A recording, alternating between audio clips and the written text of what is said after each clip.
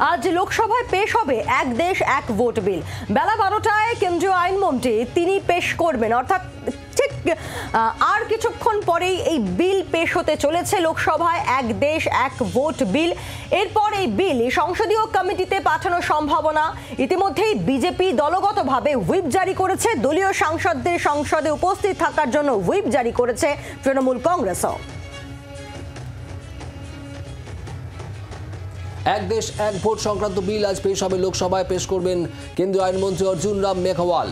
সরকারের তরফে যুক্তি রয়েছে এই বিলের সপক্ষে, একসঙ্গে লোকসভা এবং সব রাজ্যের বিধানসভা ভোট হবে, আলাদা আলাদা সময় নয়।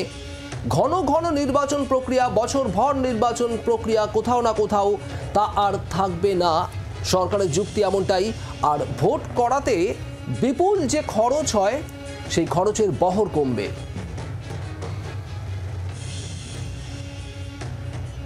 রাজনৈতিক দলগুলির প্রচারের খরচও কমবে, এমনটাই সরকারের তরফে যুক্তি দেওয়া হচ্ছে। আর নির্বাচনী আচরণবিধি ঘোষণা হয় ভোট বিজ্ঞপ্তি পেশ হওয়ার পর, এবং সেইখানে নির্বাচনী আচরণবিধিতে অনেক উন্নয়নমূলক কাজ করা যায় না, সেগুলোও করা যাবে একসঙ্গে ভোট হলে।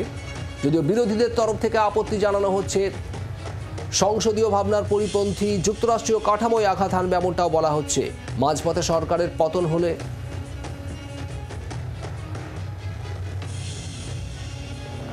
যুক্তরাষ্ট্রীয় কাঠামোয় আঘাত, বিরোধীরা ঠিক এভাবেই সরব হচ্ছেন। তারা প্রথম থেকে এই বিলের বিরোধিতায় সরব। আজ তৃণমূল কংগ্রেস তাদের সাংসদদের থাকতে হুইপ জারি করেছে ইতিমধ্যে, যেমনটা আপনাদেরকে জানাচ্ছিলাম। যুক্তরাষ্ট্রীয় কাঠামোয় আঘাত, বিরোধীদের আপত্তি ঠিক কোথায় কোথায় সেসব বিষয়গুলি আপনাদের সামনে রাখছি। সংসদীয় গণতান্ত্রিক ভাবনার পরিপন্থী এই বিল।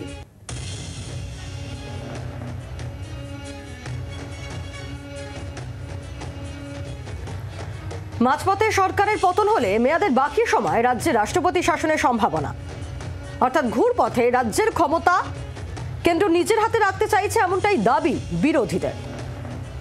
আমরা কথা বলবো, আমাদের সঙ্গে সরাসরি রয়েছেন আমাদের প্রতিনিধি রাজীব চক্রবর্তী রয়েছেন আমাদের সঙ্গে। রাজীব, আর ঠিক কিছুক্ষণ পরেই এক দেশ এক ভোট বিল পেশ করতে চলেছে, সেক্ষেত্রে এই মুহূর্তে দাঁড়িয়ে বিরোধীরা তাদের ঠিক কি স্ট্যান্ড পয়েন্ট হবে এই বিল লোকসভায় পেশ করার পর, কি কি হওয়ার সম্ভাবনা রয়েছে?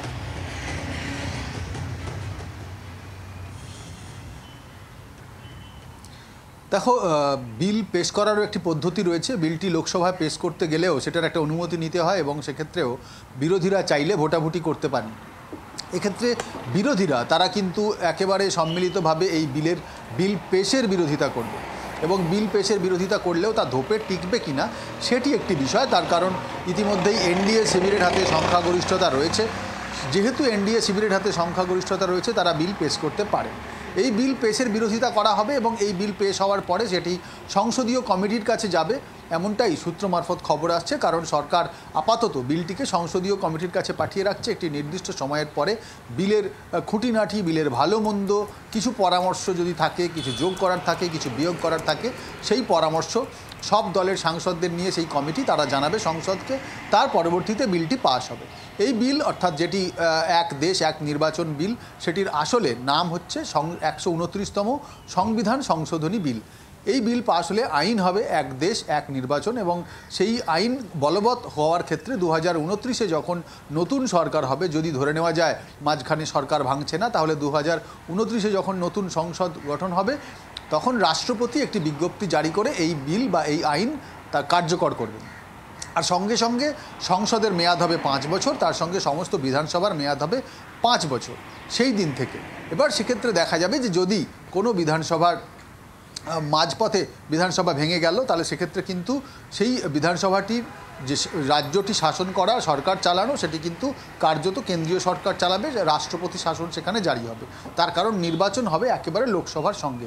এই আইন এবং এই আইন কার্যকর করতে গেলে তার অনেক রকম বিষয় রয়েছে, যে ক্ষেত্রে যদি এবং কিন্তু একগাদা একাধিক রয়েছে, একেবারে যদি এবং কিন্তু কতগুলি বিষয় এক্ষেত্রে আসতে পারে, সম্ভাবনা, পরিস্থিতি এরকম তৈরি হলে কি করা হবে।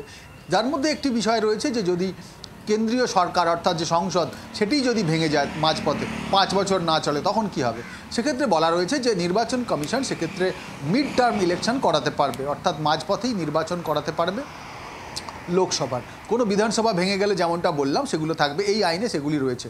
বিরোধী শিবিরের বক্তব্য যে এক্ষেত্রে যেমন কেন্দ্রীয় সরকার যেমন রাজ্য সরকার নির্বাচনের মাধ্যমে জয়ী হয়ে আসে, সেক্ষেত্রে তাদের অধিকার হরণ করা হবে রাজ্যগুলির যদি সংবিধান সংশোধন করে এই আইন চালু করা হয়। মূলত আপত্তি এখানেই। এবং এই আইন বা বিল যখন খসড়া বিল তৈরি হচ্ছে, যখন সরকার এই বিল নিয়ে ভাবছে, তখন সমস্ত রাজনৈতিক দলের নেতা নেত্রীদের সঙ্গে কথা বলার প্রয়োজন, সবার মত নেওয়ার প্রয়োজন, ভালো মন্দ বিচার বিশ্লেষণ করার পরে এই বিল আনা উচিত। এবং সংবিধানকে সংশোধন করা চারটিখানি বিষয় নয়, সংবিধানকে সংশোধন করার আগে সর্বমত নেওয়ার প্রয়োজন, সর্বসম্মতির প্রয়োজন। সেই জায়গায় সরকার তাদের সংখ্যাগরিষ্ঠতার জোরে গাজোয়ারি করছে, এমনটাই কিন্তু অভিযোগ বিরোধীদের। এবং মনে করা হচ্ছে যে এই বিলটি যখন আজকে পেশ করা হবে লোকসভায়, আইনমন্ত্রী অর্জুন রাম মেঘওয়াল পেশ করবেন, তার সঙ্গে সঙ্গেই কিন্তু বিলের বিরোধিতা করা হবে এবং শোরগোল হবে। এবং মনে করা হচ্ছে রীতিমতো ঝড় উঠবে, বিরোধীরা কিন্তু এ নিয়ে সহজেই সরকারকে একেবারে স্মুথ পথ দিয়ে দেবে, মসৃণ পথ দিয়ে দেবে, তেমনটা নয়। কিন্তু পরিসংখ্যান বলছে যে সরকারের হাতে এই সংখ্যা রয়েছে বিলটি পেশ করার মতো। অতএব বিলটি পেশ করবে সরকার। সরকার চাইছে যে যেহেতু তারা একটি উচ্চ পর্যায়ের কমিটি গঠন করেছিল, সেই কমিটি তাদের সুপারিশ দিয়েছে এবং সেই সুপারিশ দেওয়ার আগে তারা সমস্ত রাজনৈতিক দলের মত নিয়েছে। শুধু রাজনৈতিক দল নয়, বিভিন্ন পক্ষের মত নিয়েছে, যারা স্টেক হোল্ডার তাদের সবার মত নিয়েছে এবং নেওয়ার পরে সেটি কেন্দ্রীয় সরকারকে দিয়েছে। কেন্দ্রীয় মন্ত্রিসভা তাতে সম্মতি দিয়েছে। আইন, খসড়া আইন বা বিল তৈরি হয়েছে, সেই বিলে মন্ত্রিসভা সম্মতি দিয়েছে। আজকে সেই বিল পেশ হবে এবং সরকার এবং সেই বিল পেশ হওয়ার পর কি দাঁড়ায় পরিস্থিতি, বিরোধীদের কি ভূমিকা থাকে সংসদের ভিতরে, আমাদের নজর থাকবে। রাজীব, তুমি আমাদের সঙ্গে থাকো। এদিকে লোকসভায় আজ এই এক দেশ এক ভোট বিল পেশের আগেই অভিষেক বন্দ্যোপাধ্যায়ের নিশানায় মোদী সরকার। সংবিধান সংশোধনী বিল আজ বিজেপি পেশ করবে। এক দেশ এক ভোট বিলে মানুষের নিয়মিতভাবে ভোট দেওয়ার মৌলিক অধিকার হরণ হবে, এই অধিকারই সরকারকে দায়বদ্ধ করে। এই বিল গণতন্ত্রের ভিতের উপর আঘাত। সোশ্যাল মিডিয়ায় এভাবেই পোস্ট করেছেন অভিষেক বন্দ্যোপাধ্যায়। বাংলার আওয়াজ, বাঙালির আবেগ, জি 24 ঘন্টা।